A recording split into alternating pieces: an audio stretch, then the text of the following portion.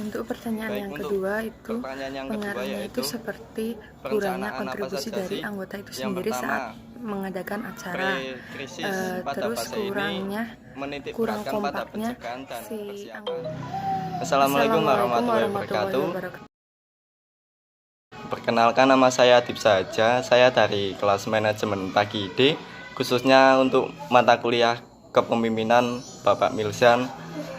Di sini saya akan menyampaikan materi untuk memenuhi tugas saya sebagai mahasiswa aktif, khususnya untuk mata kuliah kepemimpinan. Perkenalkan, nama saya Siti Komaria dari kelas manajemen 4 pagi D. Di sini saya akan membuat tugas yang diberikan oleh Bapak Milzam. Baik, selanjutnya saya akan menanyakan kepada saudara Adib Saja mengenai materi yang telah diberikan. Yang pertama adalah krisis apa saja yang terjadi akibat wabah COVID-19 dan tolong jelaskan. Dan yang kedua adalah perencanaan manajemen krisis apa untuk mengatasi wabah COVID-19. Dan yang ketiga adalah solusi dalam mengatasi krisis keuangan di tengah COVID-19 itu seperti apa dan bagaimana? Tolong dijelaskan. Di sini saya akan menjawab dari pertanyaan saudari Siti Komaria. Yang pertama yaitu krisis ekonomi. Pandemi ini sangat rumit sebab merebaknya virus corona membuat aktivitas produksi terpukul sehingga menyebabkan supply shock. Dampak selanjutnya orang-orang akan kehilangan pekerjaan dan pendapatan otomatis perusahaan akan menjadi bangkrut. Ekonomi ini sangat bersinggungan antara wabah COVID-19. Krisis keuangan merupakan gangguan arus yang signifikan antara pemberi pinjaman dan peminjam. Krisis keuangan ini ditandai dengan kepanikan investor menjual atau menarik aset keuangannya. Baik, untuk pertanyaan yang kedua yaitu perencanaan apa saja sih? Yang pertama, pre-krisis. Pada fase ini menitik beratkan pada pencegahan dan persiapan. Pemimpin harus merancang strategi dengan mengidentifikasi ancaman krisis dan peluang dan membuat strategi jangka panjang. Untuk yang kedua, krisis respons. Pada tahap ini, pemimpin perlu membuat kebijakan terhadap arah dan tujuannya.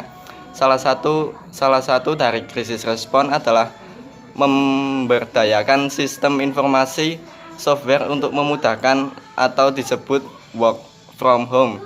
Dengan strategi online tersebut dapat mencegah penyebaran virus COVID-19. Dan selanjutnya yang ketiga, post krisis. Hal ini ketika krisis sudah selesai, pemerintah harus berkomitmen terhadap proses penanggulangan krisis yang terjadi. Pemimpin juga melakukan evaluasi bagi dampak-dampak yang ditimbulkan dari virus corona ini. Baik, untuk selanjutnya pertanyaan yang ketiga, solusi dalam mengatasi krisis keuangan di tengah pandemi ini adalah yang pertama, atur ulang keuangan, dan yang kedua, ambil tindakan atau kebijakan yang memadai. Yang ketiga, berhenti menggunakan kartu kredit.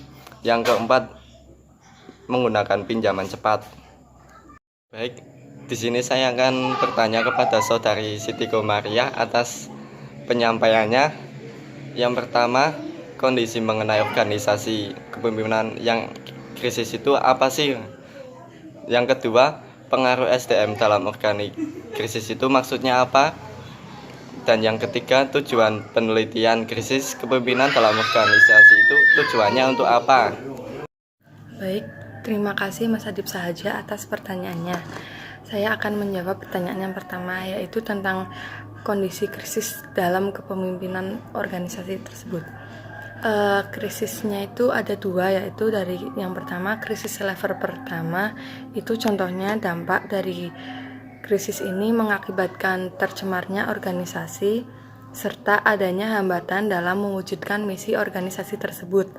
Dan yang kedua adalah Krisis level kedua ini berdampak pada cedera fisik, memungkinkan korban jiwa, rusaknya properti, dan hancurnya reputasi organisasi tersebut.